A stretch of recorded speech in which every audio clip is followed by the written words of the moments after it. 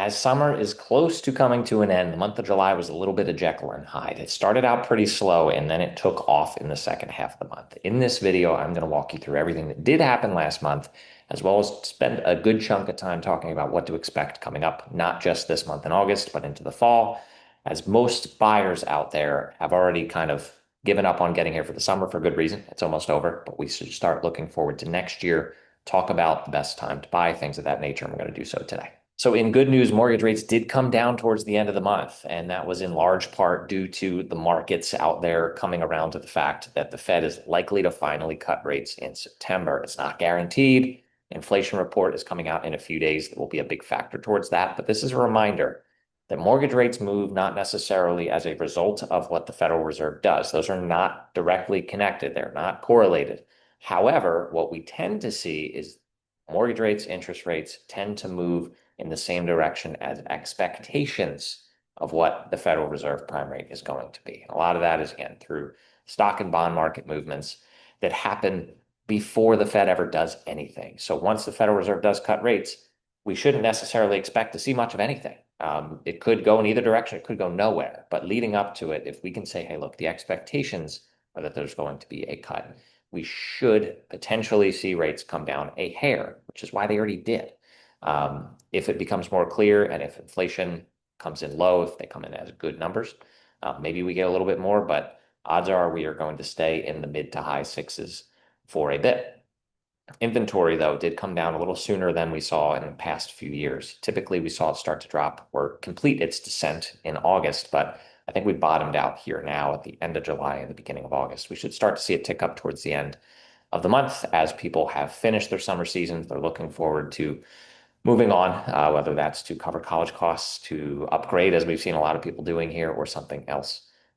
If you have been burned out looking for homes, you haven't found good options, don't lose hope.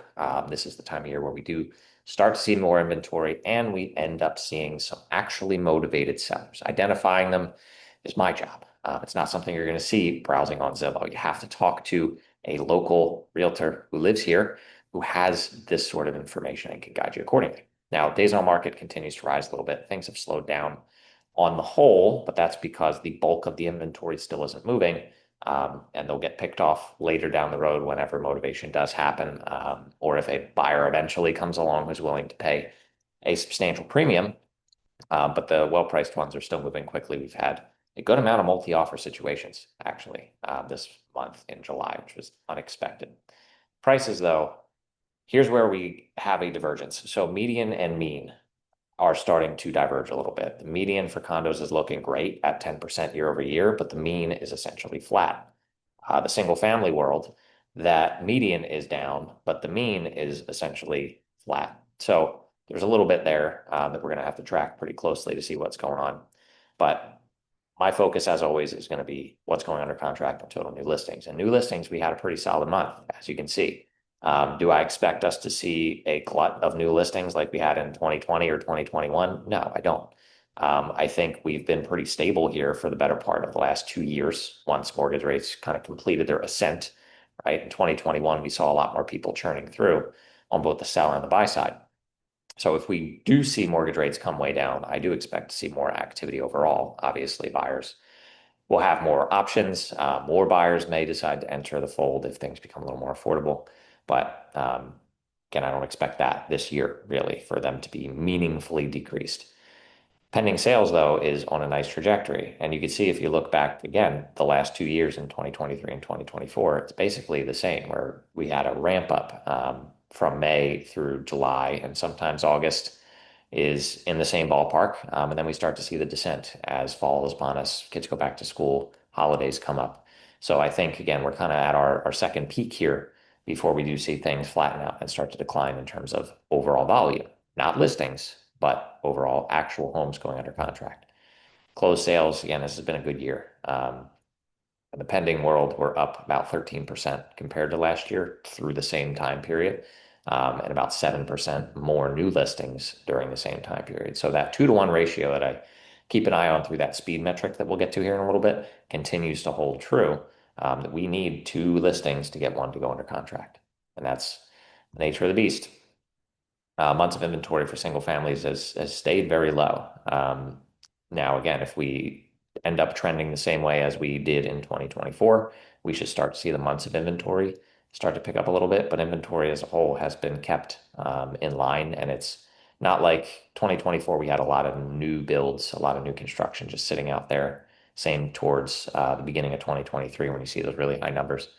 But honestly, everything seems to be selling these days. Not quite everything. There's still plenty that sit, but a lot are getting pre-sold.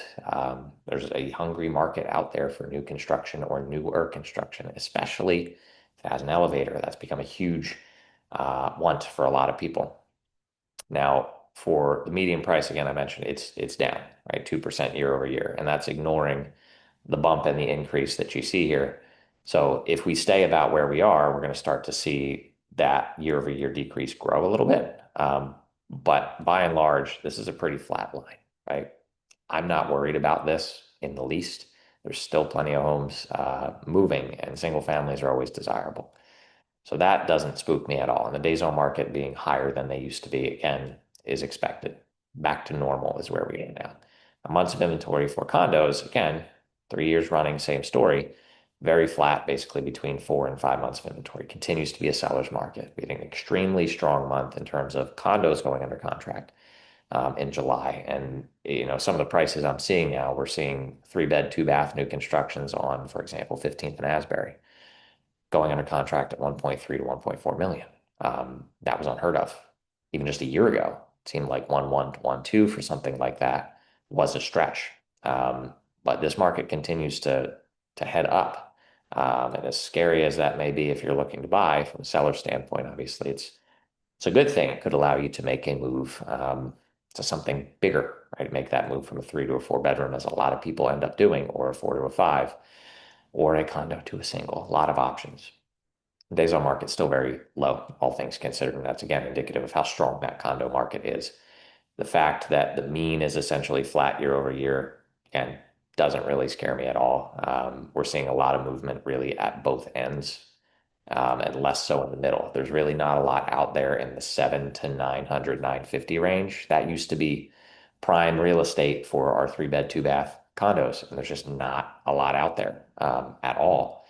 So that used to be a big chunk of the under contract total that we would see, but now we're seeing a little bit more polarization there with some lower 1 bedroom and studio units, and then a lot of way more expensive units as well. So again, speed ratio very solid at about 1.5 to 1.6 the last 2 months.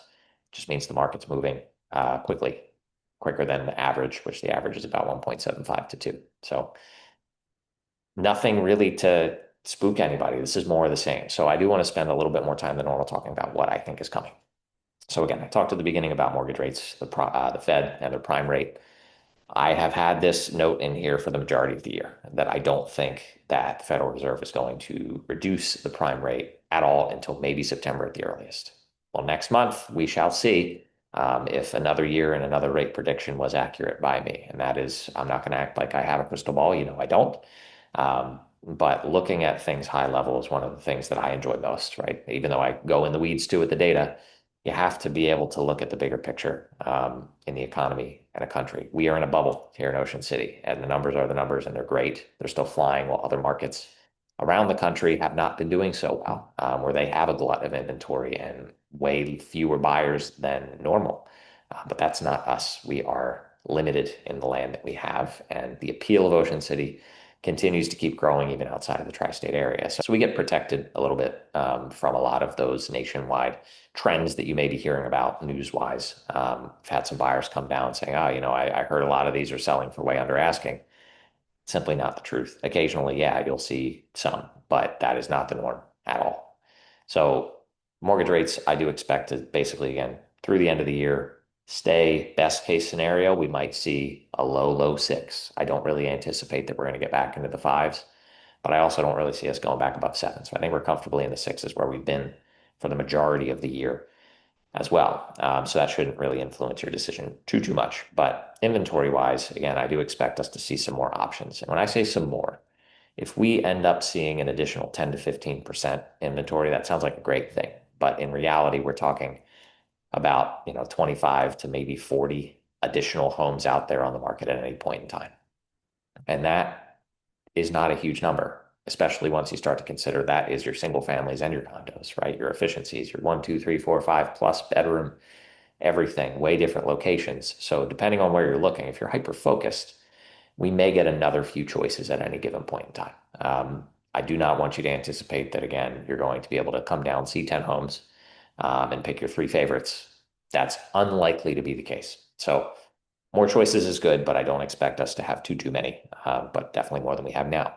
And price wise, it's going to be interesting to see how the metrics start to play out. I do think that the single family world, we're going to see those metrics tick down further next month because we have a big month dropping off. But with the low sample size of that market, it's going to be more variable. There's going to be more ups and downs. So we may see a month where, again, a $2.4 million median price point drops off and a 1.7 comes on. But we're also just as likely to see a 1.5 million median month fall off and a 2.5 to come on. So that's why we bring context to this. That is what is most important. But if you have any questions whatsoever, feel free to reach out any of the ways you see here. I'm looking forward to a busy fall. I have quite a few people who are actively pursuing buying a home here in Ocean City, and I'm excited to hopefully help them get across the finish line. But I've said it once and I'll say it again. A lot of times, most of the time, it really comes down to the property.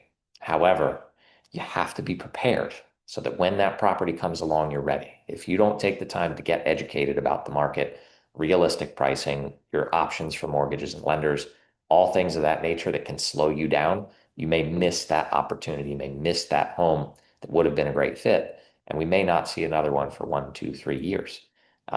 So take your time ahead of time. Even if you don't think you're quite ready, don't hesitate to reach out. Happy to guide you and kind of narrow the field of vision to help you understand this market, how it works, so that you can make the right decision for you when the time comes, whether that's to pass or to jump on something. So thank you as always for hanging out with me. I'll see you guys next time.